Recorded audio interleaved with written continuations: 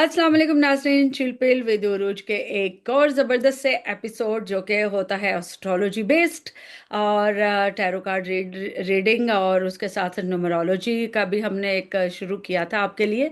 आप लोगों को बड़ा पसंद आया, लेकिन सब लोगों की फरमाइश है कि जी मलिक साहब के साथ दोबारा वीलॉग करें। और मलिक साहब की जो एस्ट्रोलॉजिकल प्रिडिक्शंस हैं वो काफ़ी हद तक वो सच साबित हुई हैं। अभी मैं आगे जाके जिक्र करूँगी कि कौन कौन सी। तो सबसे पहले आपका खुश आमदीद, और मलिक साहब को व्लॉग में खुश आमदीद कहते हैं। My pleasure. कैसे हैं अरूज आप? मैं बिल्कुल ठीक ठाक। तो नाज़रीन, आपको मालूम होगा कि मलिक साहब ने हमारे साथ अपने एक व्लॉग में कहा था कि हुकूमती जमातें या इत्तेहाद के जो जमातें हैं वो आपस में ही लड़ना झगड़ना शुरू कर देंगी। और ये दो कबीलों की तरह है जो आपस में लड़ेंगे झगड़ेंगे, फिर सुलह करेंगे, फिर लड़ेंगे झगड़ेंगे। तो वो अभी वो सच साबित हुआ कि जो हमारी हुकूमती जमात है पीएमएलएन और पाकिस्तान पीपल्स पार्टी, उनके दरमियान बड़ी वर्बल वॉर स्टार्ट हुई, शुरू हुई, और लेकिन कल रात उनकी सुलह हो गई।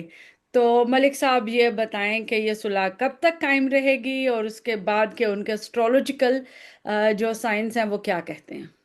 देखें, ये सुलह डेफिनेटली हो जाएंगी, लेकिन जो एक दरार आ गई है जी। ये शायद टेम्पररी सुलह हो सकती है आने वाले दिनों में। मैंने बहुत दफा जिक्र किया है 16 अक्टूबर का। 16 अक्टूबर बहुत इंपॉर्टेंट डेट होगी। अच्छा। जी, 16 अक्टूबर को जैसे जुपिटर ट्रांजिट करेगा कैंसर में, तो हम्म। आपको एकदम से जो ये एक प्रेशर था वहां से हट के इदारों की तरफ से प्रेशर आना शुरू हो जाएगा ओके। हुकूमत के ऊपर। तो इदारों में सबसे ज्यादा जो इम्पोर्टेंट है वो अदलिया है। मैंने आपको बहुत दफा बताया, अदलिया जो है बहुत मैसिव लेवल पे आपको कोई ऐसा एक्शन या कोई ऐसा कह सकते हैं कोई जजमेंट ऐसी ले आएंगे जो बड़ी आउट ऑफ द बॉक्स होगी, हम्म। जो हुकूमत को नहीं समझ में आएगी कि ये कैसे पॉसिबल है। तो मुझे ऐसा लग रहा है अदलिया अभी नेक्स्ट टारगेट में आने वाली है।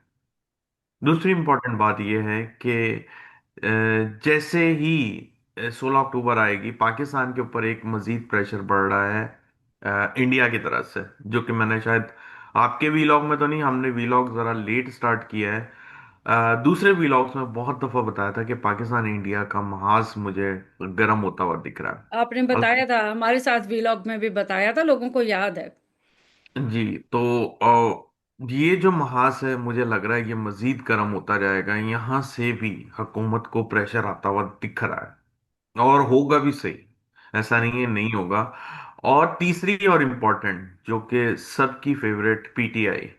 जैसे मैंने आपको कहा था कि पीटीआई ट्रांसफॉर्मेशन से जा रही है, और मुझे ऐसा लग रहा है कि बड़े बड़े नाम आपके सामने हैं, साइड लाइन होते हुए दिखेंगे। रीबर्थ का प्रोसेस है, नए लोग आने वाले हैं। आपने कहा और था झाड़ू फिरने वाला है, मुझे अभी भी याद है। बिल्कुल, तो वो झाड़ू फिर चुका है, और आप देख रही हैं कि काफी चीजें क्लियर हो रही हैं, और खान साहब के लिए ये एक बहुत अच्छी अपॉर्चुनिटी मुझे दिख रही है वो आने वाले टाइम में।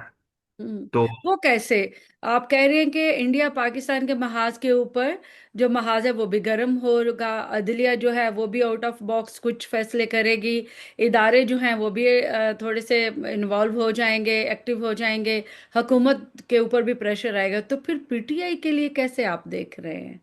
लाइक। पीटीआई, देखें, ये एस्ट्रोलॉजिकली कॉम्बिनेशंस है। हम्म। जैसे मैंने आपको कहा था कि फलस्तीन के लिए मुझे अब एक्चुअली ऑनेस्टली स्पीकिंग मैं 3-4 जगह व्लॉग करता हूँ, मुझे याद नहीं है मैंने किस जगह क्या कहा हुआ है। तो हमारे मैं भी लोग तो बहुत कुछ बताया हुआ है, जी, इसलिए लोग तो कहते हैं उनको लेके आए, वो बड़ी अच्छी बातें बताते जी, तो मैंने जैसे कहा था कि इसराइल फलस्तीन का मामला सॉल्व हो जाएगा हैं। हाँ, सितंबर अक्टूबर में, 2 महीने बिल्कुल। पहले की बात है, और वो चीज अभी जो है रिजॉल्व हो गई है। तो अब जो है इसराइल का जो नेक्स्ट टारगेट है, जो कि अल्लाह ना करे, तुर्किया इंडिया के साथ मिलके पाकिस्तान, और ये जो है ना, इसराइल अब दूसरी जगह इन्वॉल्वमेंट होने वाला है, क्योंकि इसराइल और इंडिया के सितारे विद ड्यू रिस्पेक्ट बड़े करीब करीब हो गए हैं।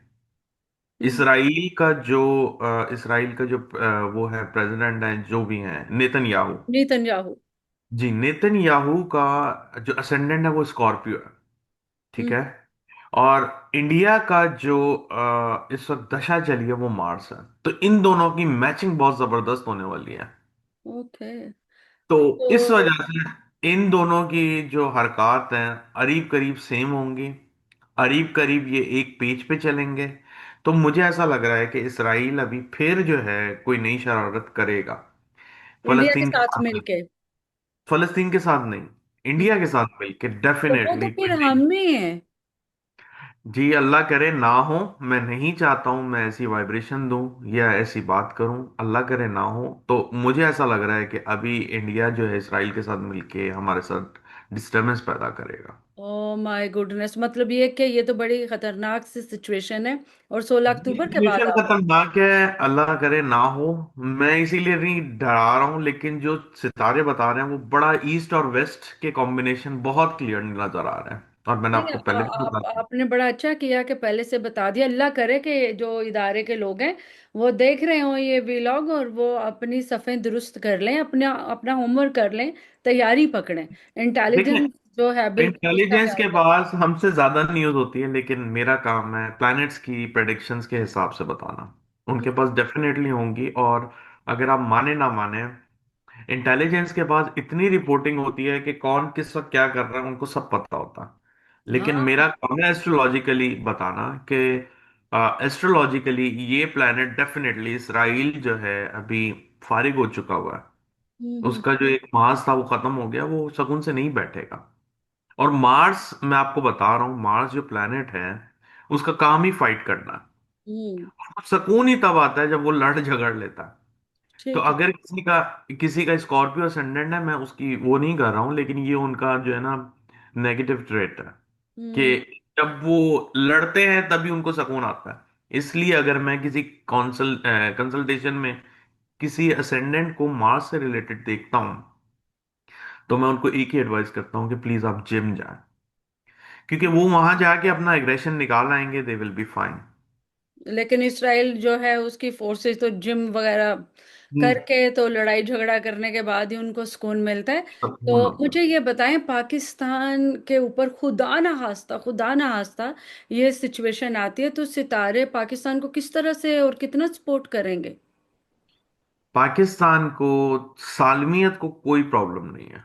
देखिए, मैंने आपको बहुत दफा बताया है, लास्ट दफा भी बताया शुक्रिया। था कि पाकिस्तान की सपोर्ट में बहुत सारे शुक्रिया ममालिक हैं। अल्हम्दुलिल्लाह का। तो मुझे नहीं लगता कि पाकिस्तान की सपोर्ट में कोई पीछे हटेगा, लेकिन प्रॉब्लम आएगी पाकिस्तान के जो लोग हैं उनको, हम्म। आम आम आवाम, उनके लिए प्रॉब्लम ज्यादा बड़ी होगी, क्योंकि खुदा ना खास्ता इंफ्रास्ट्रक्चर को डैमेज हुआ, खुराक में किल्लत आपके सामने अभी आएगी। वो तो अल्लाह आपने पहले ने, भी बताया था कि नजर आ रही है ये जो फूड शॉर्टेज है।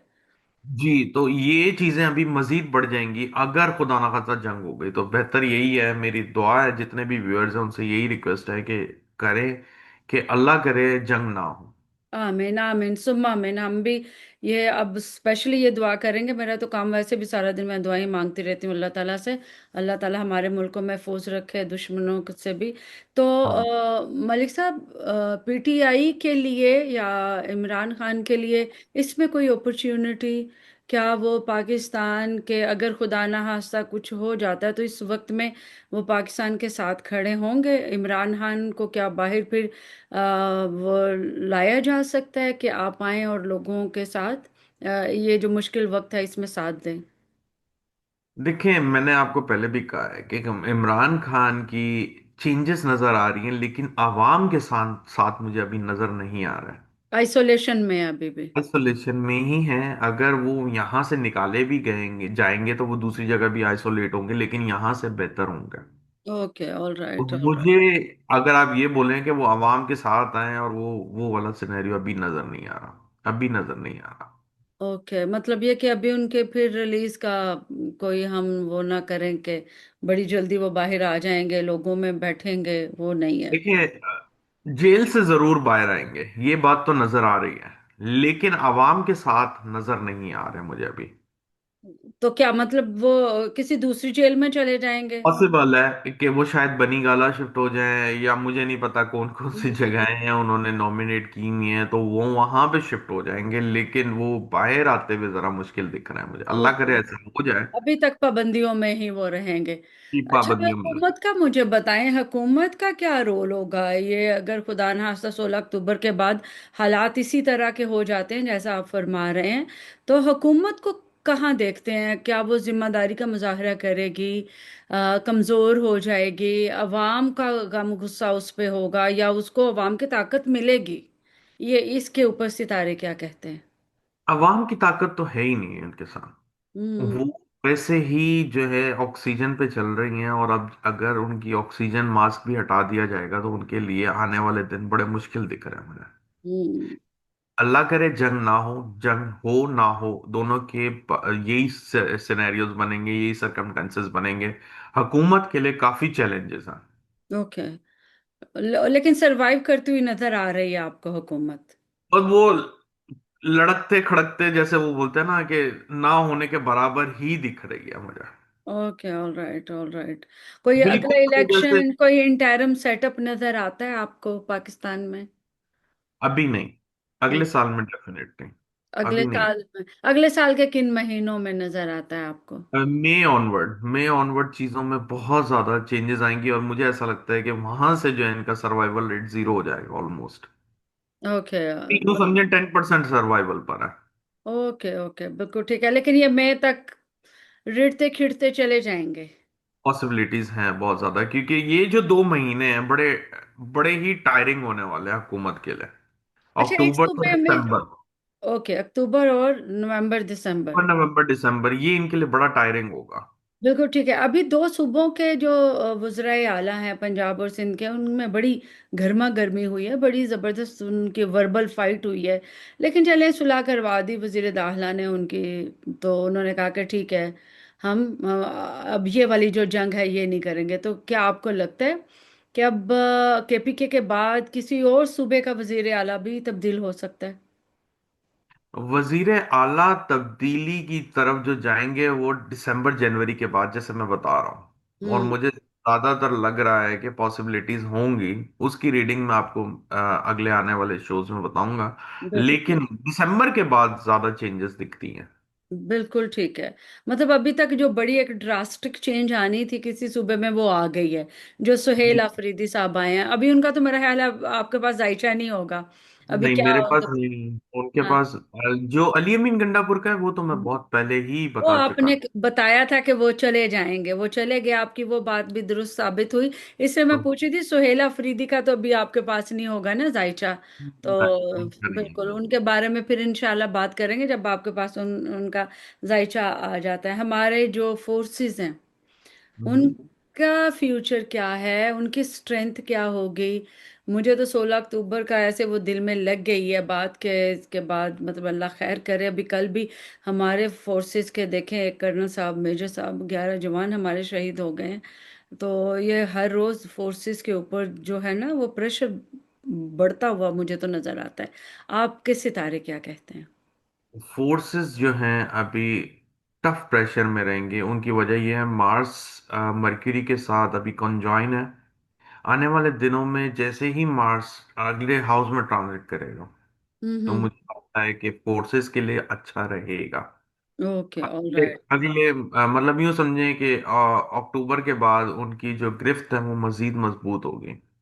ऐसा नहीं है, लेकिन ये अपने काम में बहुत ज्यादा इन्वॉल्व रहेंगे, बिजी रहेंगे। मैंने आपको पहले भी कहा था बिल्कुल। कि अब जो है जरा मुझे कम ही लगता है इनकी इन्वॉल्वमेंट पॉलिटिकल इश्यूज पर आएगी। आने हम्म। वाले दिनों में ये इतने हर बिजी हो महाल जाएंगे। पे ये बिजी होंगे। आप देख लें, अगस्त सितंबर में पाकिस्तान में जो वो मसले मसाइल थे पानी को लेके, उसके बाद ये सितंबर में ये गर्म हो गया मास। तो अक्टूबर नवंबर दिसंबर इनके लिए बिजी टाइम ही है। ये तहरीक लब्बैक भी कल लाहौर में बड़ा उन्होंने पावर शो करने की कोशिश की, लेकिन बहुत मार पड़ी बेचारों को। और मैं हमदर्दी ही कर सकती हूँ, क्योंकि उनके जो जख्मी नौजवानों की जो वीडियोस थी, मैसेजेस से सारी रात हमारे पास आते रहे, सुबह तक देख देख के दिल दुखता रहा, हम वीडियोस डिलीट करते रहे। तो ये तहरीक लब्बैक आ गई है सड़कों पे, अब वापस भी चली गई है, उनका हो गई है डील। इस तरह के कोई और भी आपको प्रोटेस्ट नजर आ रहे हैं फ्यूचर में? क्योंकि आपने बताया था कि प्रोटेस्ट शुरू हो जाएंगे। जी, प्रोटेस्ट जो है बेसिकली स्टार्ट हुए हुए हैं सितंबर के एंड से, ये नवंबर तक रहेंगे। ओके, और ठीक है। ये बैक एंड फोर्थ किसी भी रीजन से आ सकते हैं, जैसे आज़ाद कश्मीर में आए, फिर ये तरीके लब्बैक आए, इस तरह से आते रहेंगे, ये बात श्योर है। आपकी वैसे ये वाली प्रिडिक्शन भी दुरुस्त साबित हुई है। मैं कहती हूँ कि क्रेडिट देना चाहिए आपको। अभी आज़ाद कश्मीर के प्रोटेस्ट का भी दूर दूर तक पता नहीं था, तो आप ये कहते थे कि नॉर्थ की साइड से, आज़ाद कश्मीर की साइड से मुझे प्रोटेस्ट होते नजर आ रहे हैं, और ये सिर्फ पीटीआई की तरफ से नहीं होंगे। अभी तक दो जो हुए हैं, दोनों पीटीआई के नहीं है। तो मैं जी। कहती हूँ कि ये all credit goes to you for your so accurate predictions, जो कि आहिस्ता आहिस्ता सारी दुरुस्त साबित हो रही हैं। और एक बड़ा मामला एक्सटेंशन का, इतने कमेंट्स आ रहे हैं कि पूछें एक्सटेंशन होनी है नहीं होनी। लोगों को खाना खाना याद नहीं रहता, लेकिन ये जरूर पूछते हैं कि भाई ये पूछिएगा कि फील्ड मार्शल जो हैं वो सदर बनेंगे या वो घर जाएंगे।